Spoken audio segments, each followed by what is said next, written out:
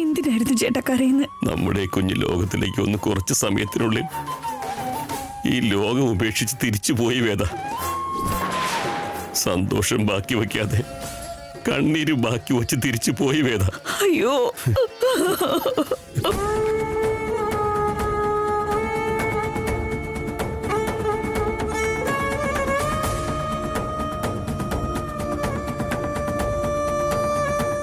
ആ കാര്യം ആരോടും പറയരുതെന്ന് ഞങ്ങൾ ഒരു തീരുമാനം എടുത്തു. അതുകൊണ്ടാ ഞങ്ങൾ ഇതിനെക്കുറിച്ച് ഒന്നും പറയാതിരുന്നത്. നിങ്ങളെന്തോ ആ കുഞ്ഞ് മരണപ്പെട്ടു എന്നൊക്കെ പറയുന്നു. ഗുരുവാണെങ്കിൽ വന്ന് ആ കുഞ്ഞ് ജീവനോടുണ്ടെന്ന് പറയുന്നു. ഇവിടെ വന്ന് ഗുരു അത് അത്ര തറപ്പിച്ച് പറഞ്ഞെങ്കിൽ അത് വിശ്വസിച്ചേ പറ്റൂ. അതൊന്നും സത്യമാകണമെന്നില്ല. ഭാവി പ്രവചിക്കാൻ അദ്ദേഹം അതിന് സർവജ്ഞാനിയായ ഭഗവാൻ കൃഷ്ണനാണോ ദിവ്യദൃഷ്ടിയിൽ കണ്ടതാണോ? അങ്ങനെ പറയരുത് വികാസ്. ഗുരു പറഞ്ഞ വാക്കുകളെല്ലാം സത്യമായിട്ടുണ്ട്. അദ്ദേഹം പറയുന്നത് തള്ളിക്കളയാനാവില്ല. അപ്പോ ഈ ദത്തെടുക്കൽ ചടങ്ങ് ക്യാൻസൽ ആയെന്നാണോ? എന്താ ഇതുവരെ നിനക്ക് മനസ്സിലായില്ലേ? നമുക്ക് കുറച്ച് സമയമെടുക്കാം, അതിനുശേഷം ആലോചിക്കാം. മറ്റൊരാളുണ്ടെന്നറിഞ്ഞാ പിന്നെ വേറെ എന്താലോചിക്കാനാ? ഇനിയിപ്പോ ആ സാർ എവിടെയാണോ ആവോ?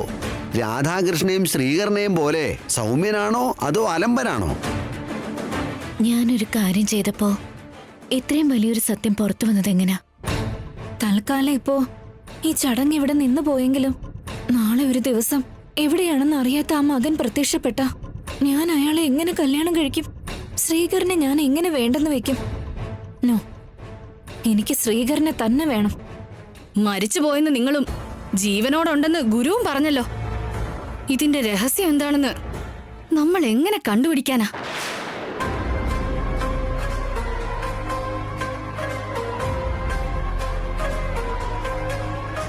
ഇവൻ എന്താ ഇങ്ങനെയൊക്കെ പെരുമാറുന്നേ? ശരിക്കും ഇവൻ എന്റെ മകനാണോന്ന് ഇടയ്ക്കിടയ്ക്ക് എനിക്ക് സംശയം തോന്നും. നീ ഇടയ്ക്കിടയ്ക്ക് ഇതേ കാര്യം പറഞ്ഞുകൊണ്ടിരിക്കുന്നുണ്ട്. പക്ഷെ അത് കേൾക്കുമ്പോ 4 നൂറ്റാണ്ട് പഴക്കമുള്ള ഒരു രഹസ്യം എന്റെ കയ്യിലുണ്ട് മോനെ. നിന്നോടോ എന്റെ സ്വന്തം മകളോടോ എനിക്ക് പറയാൻ കഴിയാത്ത ഒരു രഹസ്യമുണ്ട്. കിട്ടു നിന്റെ മകനല്ല മോനെ. പക്ഷേ കിട്ടുവിനെ നിന്റെ മകനാക്കി മാറ്റേണ്ടി വന്നത് എന്താണോ?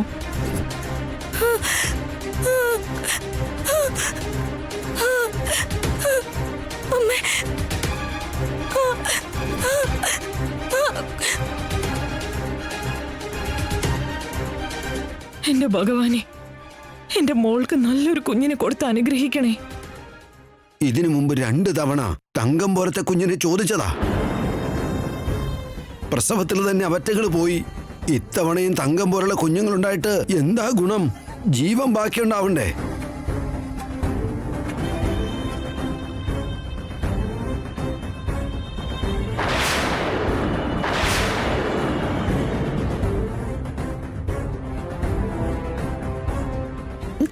അമ്മേ, ചേട്ടാ, ജീവൻ പോകുന്ന പോലെ. കുറച്ചു നേരോട് കാത്തിരിക്കും വേദ. ഡോക്ടർ ഇപ്പൊ മറ്റൊരു ഡെലിവറി എടുത്തുകൊണ്ടിരിക്കുക. എനിക്കിത് സഹിക്കാൻ പറ്റുന്നില്ല ചേട്ടാ. ശരി, ഞാനൊന്ന് പോയി അന്വേഷിച്ചിട്ട് വരാം. കാത്തിരിക്കും.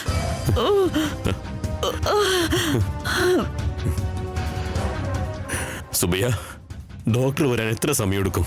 അവിടെ ആ ഡെലിവറി കഴിയണ്ടേ സാറേ? ആകെപ്പാട് ഒരു ഡോക്ടറല്ലേ ഉള്ളൂ.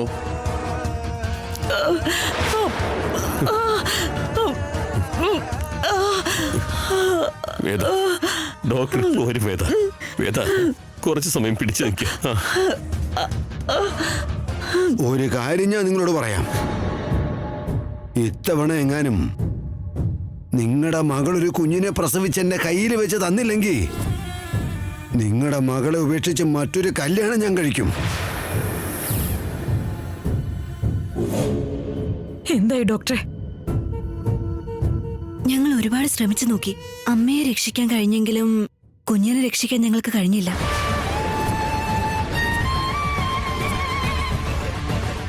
ഡോക്ടർ, അവിടെ മറ്റൊരു ഡെലിവറി കേസ് നിങ്ങളെ കാത്തിരിക്കുന്നുണ്ട്.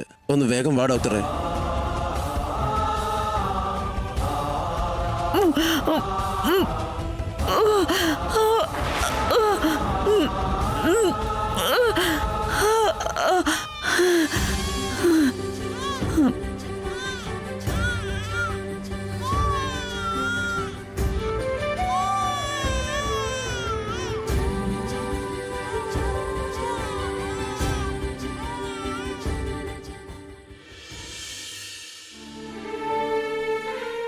സിസ്റ്ററെ, എന്താ?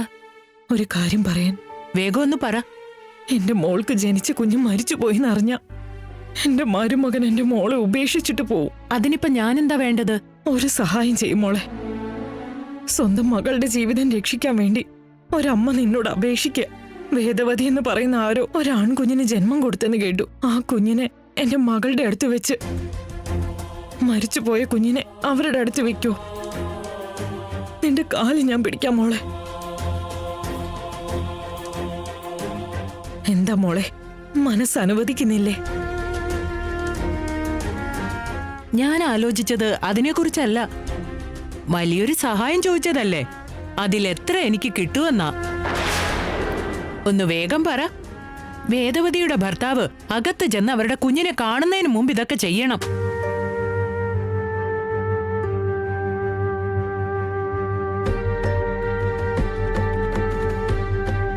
എന്റെ കയ്യിൽ തരാൻ ഇതല്ലാതെ ഒന്നുമില്ല മോളെ.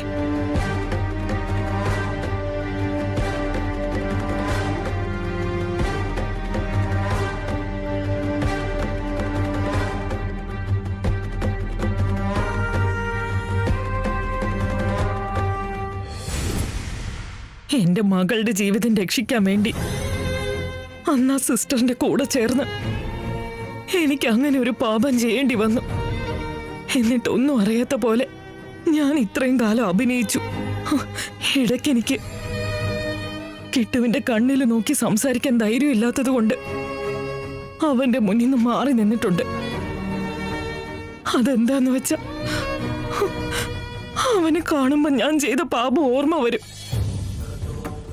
അവൻ വലിയ വീട്ടിലെ ചോരയാ. അതുകൊണ്ടാ അവന്റെ ചിന്തകളെല്ലാം അങ്ങനെയായത്. ദാരിദ്ര്യം പിടിച്ച ഈ ജീവിതത്തില് ഞങ്ങളുടെ ഇടയിൽ കിടന്ന് അവന് ശ്വാസം മുട്ടുന്നുണ്ടാവും. പണക്കാരുടെ വീട്ടില് ഒരുപാട് സൗകര്യങ്ങളോടെ വളരേണ്ട ജാതകത്തെ അവന്റെ തലവരെ ഞാനാ മാറ്റിയത്. അവരുടെ കുഞ്ഞ് മരിച്ചെന്ന് കരുതി അന്ന് ചിലപ്പോ ആ അമ്മ ഒരുപാട് കരഞ്ഞു കാണും. അമ്മയും കുഞ്ഞിനെയും വേർപ്പെടുത്തിയ പാപം എന്നെ ഒരിക്കലും വെറുതെ വിടില്ല. ഇനി അങ്ങോട്ട് എന്തൊക്കെ നടക്കോ എന്തോ. ഞങ്ങളെ രക്ഷിക്കണേ സ്വാമി.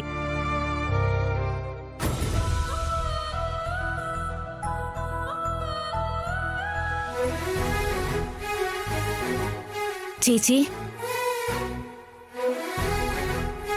അവനി, ഞാൻ ഇത് കഴിഞ്ഞിട്ട് അങ്ങോട്ട് വരാം. നീ അവിടെ പോയിരിക്കെ.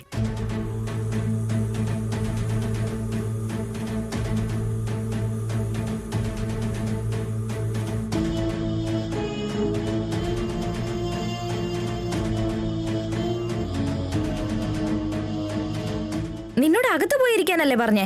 നീ എന്തിനാ പുറത്തിരിക്കുന്നേ? ഒരു കാര്യം പറഞ്ഞിട്ട് പോകാന്ന് കരുതി വന്നതാ.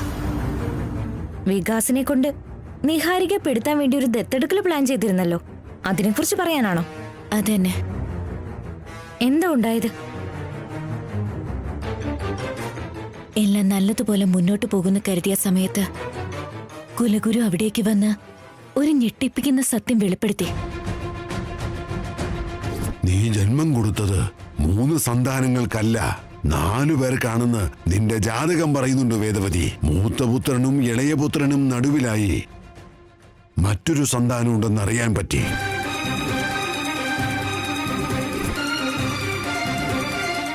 അതെയോ? ഇതൊക്കെ സത്യമാണോ? എനിക്കിതൊന്നും വിശ്വസിക്കാനേ പറ്റുന്നില്ല അവനി. നമ്മുടെ അവസ്ഥ ഇതാണെങ്കിൽ വല്യേട്ടന്റെയും ശ്രീകരേട്ടന്റെയും വസന്ത ചേച്ചിയുടെയും അവസ്ഥയൊന്ന് ആലോചിച്ചു നോക്ക്. 3 പേരാണ് പിൻഗാമികളെന്ന ഇത്രയും കാലം കരുതിയിരുന്നത്. അത്ര വലിയൊരു സത്യം ഗുരുവെന്ന് പറഞ്ഞപ്പോ സത്യമോ സ്വപ്നമോ എന്നറിയാതെ എല്ലാവരും തന്നെ ആശയക്കുഴപ്പത്തില. നിഹാരികെ എങ്ങനെയെങ്കിലും ആ വീട്ടിൽ നിന്ന് പുറത്താക്കാൻ വേണ്ടിയല്ലേ നീ ഇതൊക്കെ പ്ലാൻ ചെയ്തേ? ഇങ്ങനെ സംഭവിക്കുമെന്ന് ആരും പ്രതീക്ഷിച്ചു കാണില്ല. ഒരു പ്രശ്നത്തിലൂടെ പോരാടി വിജയിച്ച് പുറത്തു വന്നപ്പോഴേക്കും മറ്റൊരു പ്രശ്നം നേരിടേണ്ടി വരുന്നു. ആർക്കും അറിയാത്ത ആ മകൻ തിരിച്ചു വന്ന് വേദവതിയമ്മയുടെ അതേ ജാതകത്തിലുള്ള നിഹാരികയെ കല്യാണം കഴിച്ചു കഴിഞ്ഞാ ആ നിഹാരികയിൽ ലാവണ്യെ പോലെ തന്നെ നിന്നെക്കാളും മൂത്ത മരുമകളാകും. അപ്പൊ അത് നിഹാരികയ്ക്ക് കൂടുതൽ ഉപകാരപ്പെടും. പൂജകളിലോ ചടങ്ങുകളിലോ ലാവണ്യക്കോ നിനക്കോ ഒരു അംഗീകാരം കിട്ടാൻ പോകുന്നില്ല. ഭരണവും അധികാരവും എല്ലാം ആ നിഹാരികയ്ക്കായിരിക്കും. അതെ ചേച്ചി, എനിക്ക് അധികാരമൊന്നും കിട്ടിയില്ലെങ്കിലും എനിക്ക് കുഴപ്പമില്ല. പക്ഷെ നിഹാരിക വീട്ടിൽ നിന്നും പുറത്തു പോയില്ലെങ്കിൽ കുടുംബത്തെ മുഴുവനായിട്ടും ചിന്ന ഭിന്നമാക്കി കളയും അവള്. സഹോദരങ്ങൾക്കിടയിൽ വഴക്കുണ്ടാകാൻ അവള് കാരണമാകും. അവിടെയുള്ളവരുടെ ബന്ധങ്ങൾക്കിടയിൽ വിള്ളലുണ്ടാക്കും. നിന്റെ പ്രശ്നങ്ങളെല്ലാം തീർന്നു എന്നാ ഞാൻ കരുതിയത്. വീണ്ടും നിന്റെ ജീവിതത്തിൽ ഒരു പുതിയ കഥ തുടങ്ങാൻ പോവാ. എനിക്കെന്തോ പേടി തോന്നുന്നു അവനെ. എങ്ങനത്തെ കഥ തുടങ്ങിയാലും എന്തൊക്കെ പ്രശ്നങ്ങൾ വന്നാലും അത് നേരിടാൻ എപ്പോഴും ഞാൻ തയ്യാറാണ് ചേച്ചി.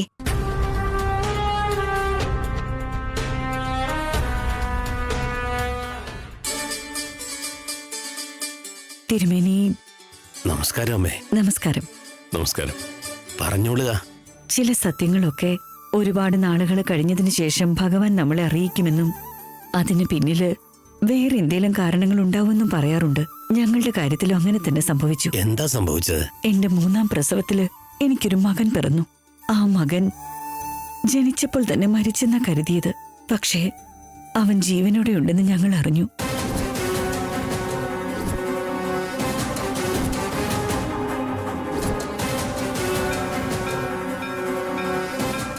അവൻ എവിടെയാണെങ്കിലും അവനെ കണ്ടെത്താൻ വേണ്ടി പ്രത്യേക പൂജകൾ എന്തെങ്കിലും ഉണ്ടെങ്കിൽ അത് നടത്തണം സ്വാമി. 100 ഓട്ടോ 200 താ. ഒന്ന് പോടാ കൊരങ്ങ, നിന്നെ ഉണ്ടല്ലോ. അമ്പലത്തിൽ പോയി ഒന്ന് തൊഴുതിട്ട് വരാടാ. വാ. ദൈവവും ഞാനും തമ്മിൽ ചേരില്ല. അയാൾ എപ്പോഴും ഈ കോടീശ്വരന്മാർക്ക് കോടികൾ കൊടുക്കുന്നതല്ലാതെ ഈ കിട്ടുവിന് തരുന്നില്ല. അങ്ങനെ പറയല്ലേ മോനെ. നീ പോടാ.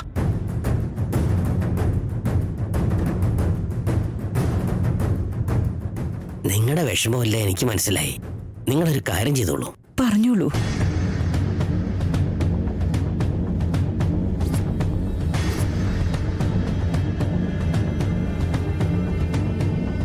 ദാ അങ്ങോട്ട് നോക്കൂ.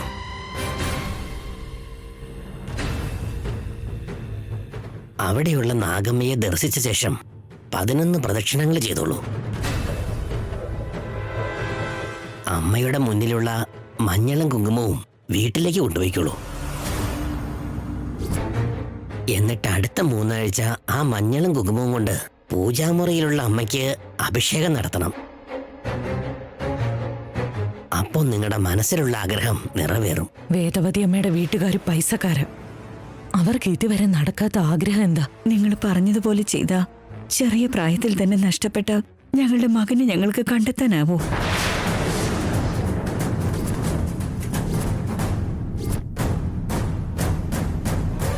ഈ അമ്മയുടെ പുത്രദുഃഖം ഇല്ലാതാവോ? മരണപ്പെട്ടു പോയെന്ന് വിചാരിച്ച മകൻ അവൻ ജീവിച്ചിരിപ്പുണ്ടെന്നറിഞ്ഞ സമയം തൊട്ട് ആ കുഞ്ഞിനെ ഒന്ന് നേരിട്ട് കാണാൻ വേണ്ടി ഒരുപാട് കൊതിക്കുന്നുണ്ട്.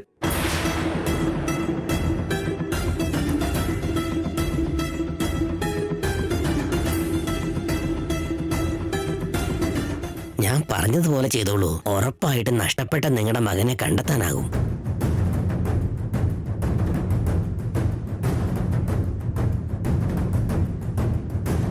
ആയിക്കോട്ടെ തിരുമേനി.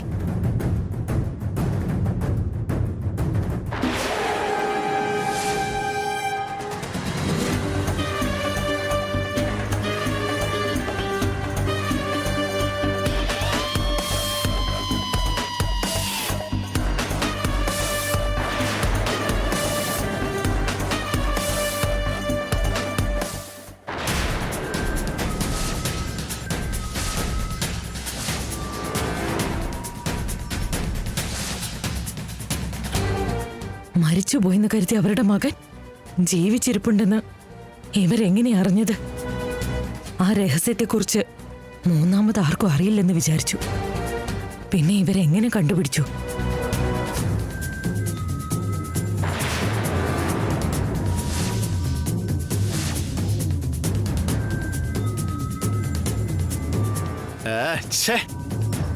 ഈ കിളവിനെ അകത്തേക്ക് എന്ന് ദൈവത്തെ പേടിപ്പിക്കുകയാണോ?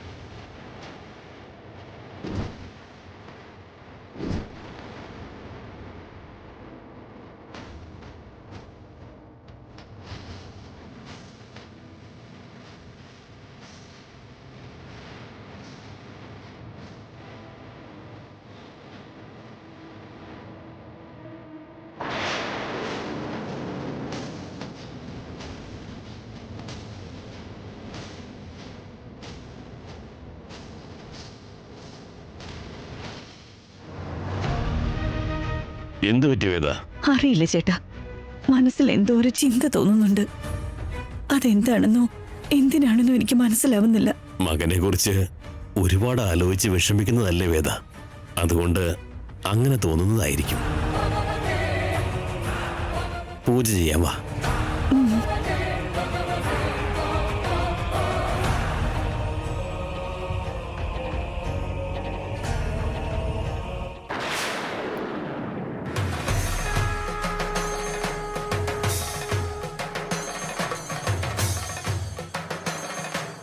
തിരുമേനി, നേരത്തെ നിങ്ങൾ ഒരു സ്ത്രീയോട് കാണാതെ പോയ സന്താനത്തെ അവിടെ പ്രാർത്ഥിച്ച കണ്ടെത്താൻ പറ്റൂന്ന് പറഞ്ഞില്ലേ? അങ്ങനെ ശരിക്കും സംഭവിക്കോ? ദൈവത്തിനെ നമ്മൾ വിശ്വസിച്ച ആ വിശ്വാസത്തിന് അത്ഭുതങ്ങൾ സൃഷ്ടിക്കാൻ സാധിക്കും. തീർച്ചയായിട്ടും അവരുടെ മകനെ അവര് കണ്ടെത്തിയിരിക്കും.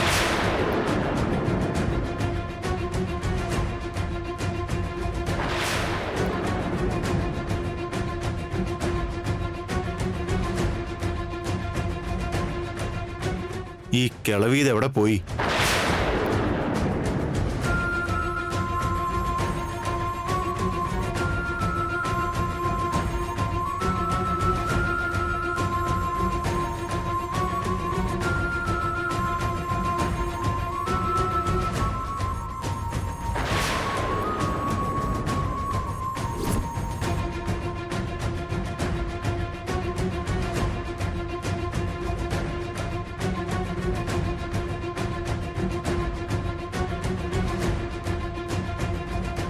വെള്ളിപ്പാത്രം മാടി വിളിക്കുന്നുണ്ടല്ലോ. കൈയാണെങ്കിൽ അടങ്ങി നിൽക്കുന്നുമില്ല. ഈ കൈവറ മാറണമെങ്കിൽ അതെന്റെ പോക്കറ്റിലെത്തണം.